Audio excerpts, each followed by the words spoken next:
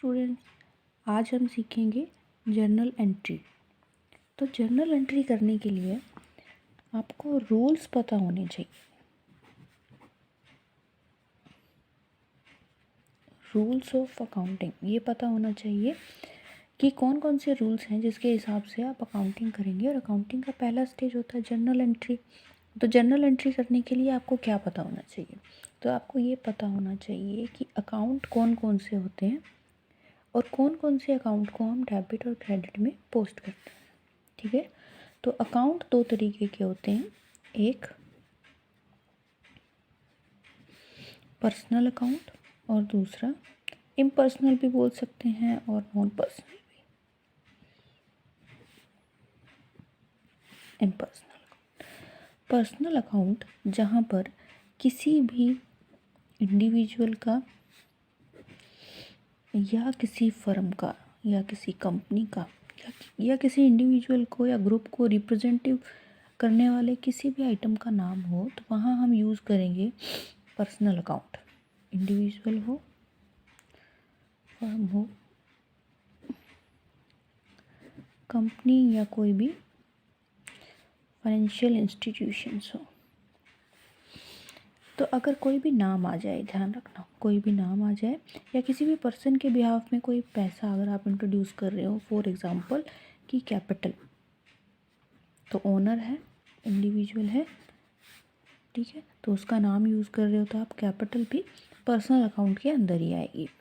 ठीक है, तो इसके लिए आपको रूल कौन सा फॉलो करना पड़ेगा जर्नल एंट्री करते वक्त?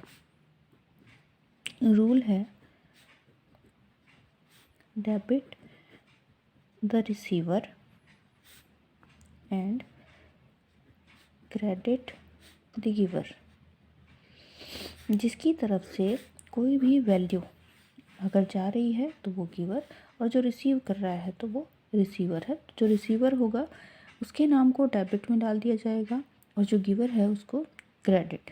जैसे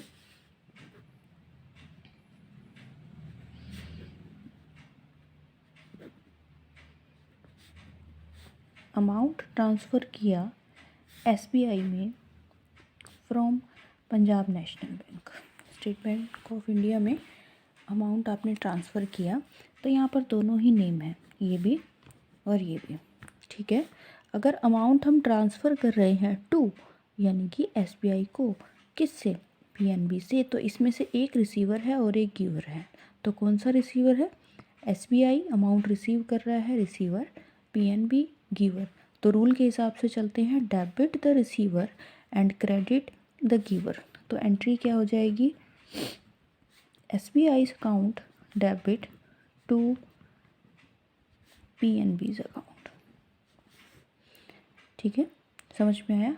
ऐसे ही अमाउंट अगर रिसीव किया, अमाउंट रिसीव्ड बाय मोहन, तो यहाँ पर मोहन जो है वो रिसीवर है, तो मोहन का अकाउंट डेबिट हो जाएगा। ठीक है, जिससे भी रिसीव किया का क्रेडिट। क्लियर?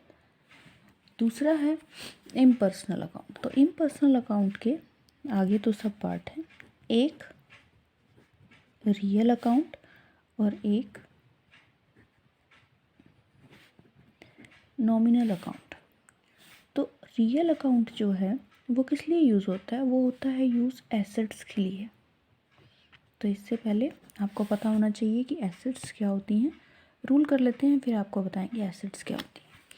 तो एसेट्स के केस में आपको रियल अकाउंट का रूल जो है वो फॉलो करना पड़ेगा। और रियल अकाउंट का जो रूल है वो ये कहता है कि जब भी कोई एसेट्स इंक्रीज हो या आपके पास आए, रूल्स ऑफ रियल अकाउंट, तब क्या करोगे? Debit what comes in, credit what goes out.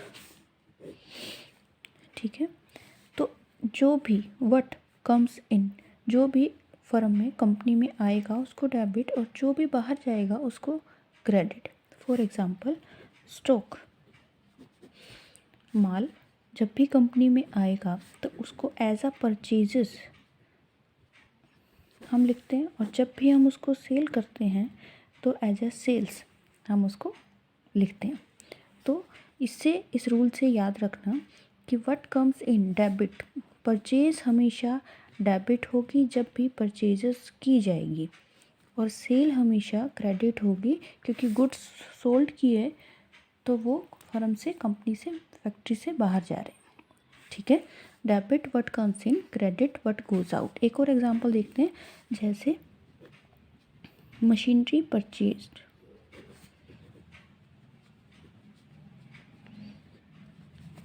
अब परचेज और मशीनरी परचेज में भी बच्चों को कन्फ्यूज़न होता है। किसी भी एसेट्स का अगर नेम मेंशन है और वो परचेज किया तो उसके नाम से ही एंट्री होगी, जैसे मशीनरी अकाउंट डेबिट। और परचेजेस का यूज़ कब होता है, जब लिखा हो गुड्स परचेज्ड। जब भी गुड्स लिखा होगा तो गुड्स के साथ परचेजेस अकाउंट बनता है। ठीक है, और गुड्स सोल्ड के साथ सेल्स अकाउंट बनता है। अगर लिखा है मशीनरी परचेज, मशीनरी सोल्ड, तो मशीनरी का या जो भी पर्टिकुलर आपका आइटम है, एसेट्स है, उसका नाम आएगा। ठीक है, वापस आते हैं अपनी एंट्री पे। मशीनरी परचेज, तो मशीनरी कम्स इन, परचेज की है तो उसकी वैल्यू बड़ी है ना, वो हम लेकर आ रहे हैं अपनी कंपनी में, तो मशीनरी अकाउंट को हम डेबिट करेंगे, because debit what comes in. और आपकी तरफ से क्या जा रहा है, अगर कुछ मेंशन नहीं है तो मीन्स आपने पेमेंट की, चाहे वो कैश के थ्रू हो या बैंक के थ्रू, चेक के थ्रू हो, तो आपकी तरफ से वो अमाउंट है, वो जो वैल्यू है वो जा रही है बाहर। तो क्रेडिट व्हाट गोज आउट, तो इसलिए कैश अकाउंट को आपने क्रेडिट किया। Entry will be machinery account debit to cash account. ठीक है, समझ में आया। और नेक्स्ट है नॉमिनल अकाउंट। अब नॉमिनल अकाउंट में हम किस चीज़ को इंक्लूड करते हैं, हम इसमें इंक्लूड करते हैं हर एक टाइप के एक्सपेंसेस और इनकम्स। ठीक है, एक्सपेंसेस आपके रेगुलर एक्सपेंसेस हों, आपके लॉसेस हों, इनकम में आपकी रेगुलर इनकम हो या कभी कभार होने वाले गेन्स हों, सारी चीज़ें आप इसमें इंक्लूड करते हो। तो रूल क्या कहता है, रूल कहता है debit all expenses and losses, credit all incomes and gains। ठीक है, एक्सपेंसेस आप रूटीन में करते हैं, लॉसेस आपके रूटीन में नहीं होते हैं।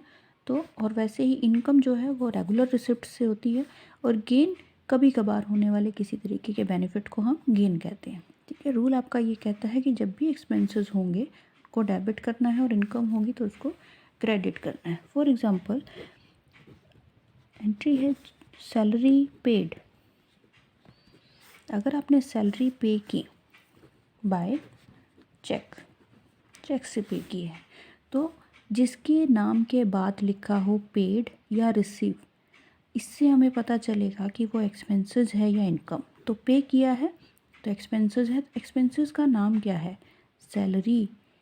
ठीक है, तो यहाँ पर बच्चे कंफ्यूज हो जाते हैं, चेक या बैंक, बैंक तो आया है, चेक रिसीव हुआ है, चेक पे किया है, इसमें कन्फ्यूज़न हो जाता है। क्या ध्यान रखो, जो भी पे किया है उस वो आइटम का नेम, उसका आपको अकाउंट बनाना है। क्या बनाना है, सैलरी अकाउंट।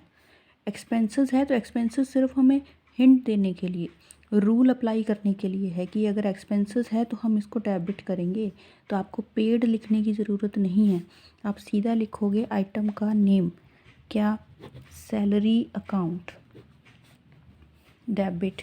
अब देखो किसके थ्रू पे किया है, वाया कैश है या चेक है।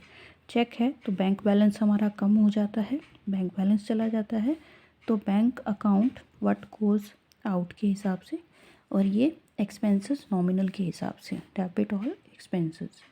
क्लियर। अगर आपको कमीशन रिसीव हुआ या कोई भी डिविडेंड रिसीव हुआ,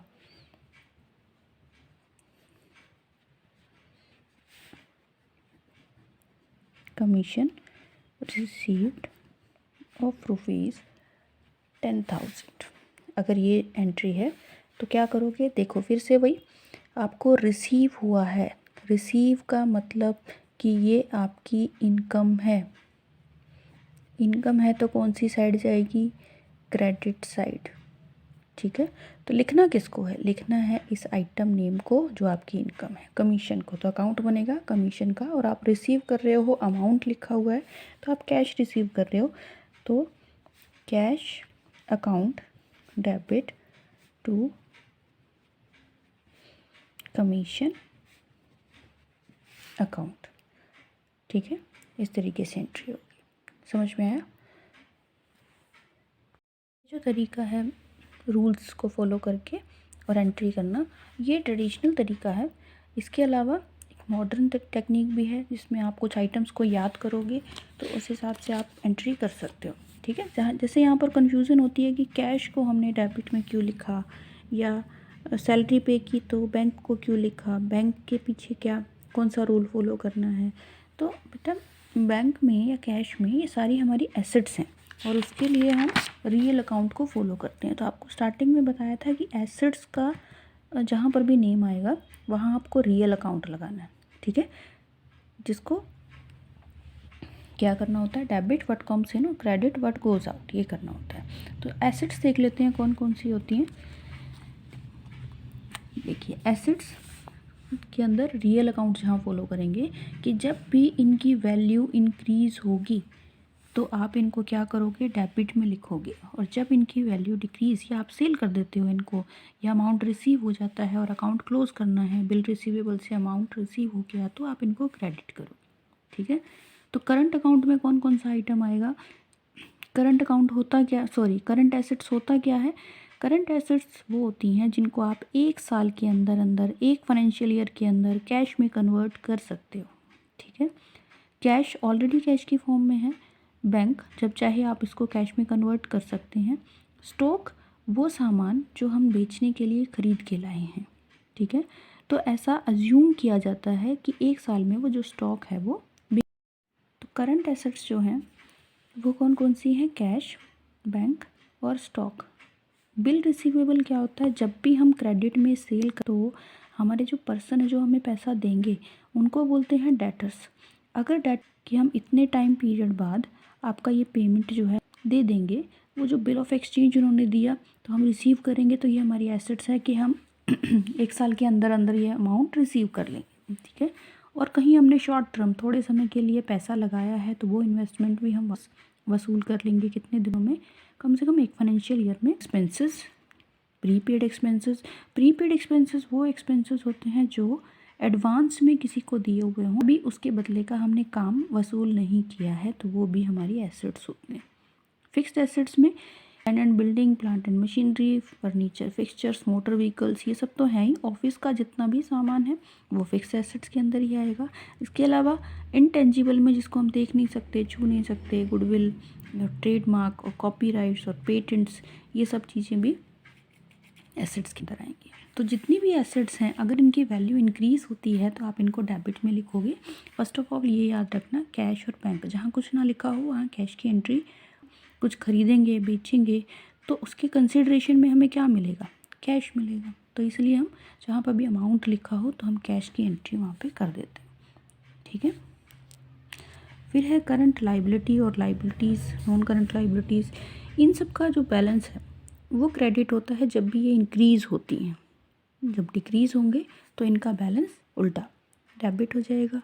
तो कैपिटल का बैलेंस हो या करंट लाइबिलिटी कौन कौन सी है, बैंक से हमने ओवरड्राफ्ट किया, कुछ एक्सपेंसेस जो अभी तक पेंडिंग है, पे नहीं किए हैं, लाइबिलिटीज़ हैं कि ये हमें पे करनी है, वो सारी रिस्पॉन्सिबिलिटीज़ क्या कहलाती हैं, करंट लाइबिलिटी। अगर इनको एक फाइनेंशियल थोड़ा लंबा है लाइबिलिटी कहलाएगी। ठीक है, तो इसके अंदर आप इसका उल्टा लिख सकते हो, यहाँ बैंक है तो यहाँ बैंक ओवरड्राफ्ट है, यहाँ प्रीपेड एक्सपेंसेस हैं तो यहाँ आउटस्टैंडिंग, यहाँ बिल रिसीवेबल था, बिल पेबल, डेटर्स, और यहाँ क्रेडिटर्स, यहाँ शॉर्ट टर्म इन्वेस्टमेंट थी तो यहाँ शॉर्ट टर्म लोन्स, यानी कि हमने बोरो किया है किसी से तो वो एक साल के अंदर अंदर हमें पे करना है, तो ये current liability. Non current liability में लॉन्ग टर्म बोरोविंग्स होती हैं, मोर देन 1 ईयर पेमेंट आपको करना है। ठीक है, इसके अलावा किसी भी तरीके का कोई रिज़र्व है या सरप्लस है तो उसको भी क्रेडिट में ही लिखते हैं, जैसे general reserve, capital reserve, security premium reserve या प्रॉफिट एंड लॉस का क्रेडिट बैलेंस जो प्रॉफिट को शो करता है। क्लियर? तो ये सारी चीज़ें जनरल एंट्री करने से पहले आपको पता होनी चाहिए। तो अल्टीमेटली क्या पता चला कि जितने भी प्रॉफिट्स हैं, जितने भी रिजर्व्स हैं, यानी कि जो इनकम है क्रेडिट साइड में जाएंगी, और जितने भी लॉसेस हैं, प्रॉफिट एंड लॉस का लॉस बैलेंस है, एडवर्टीजमेंट सस्पेंस अकाउंट है, तो ये जितने भी एक्सपेंसेस हैं, लॉसेस हैं, वो सब डेबिट में जाएंगे। तो आप ये जो पूरा है फॉर्मेट ये आप याद कर सकते हो, ठीक है, जिससे आपको ये याद रहेगा कि जनरल एंट्री करते वक्त किसका बैलेंस आपको डेबिट में रखना है और किसका क्रेडिट में रखना है। किसी को कोई सवाल हो, कुछ पूछना है तो कमेंट करके ज़रूर पूछिएगा और चैनल को सब्सक्राइब कीजिए। Thank you.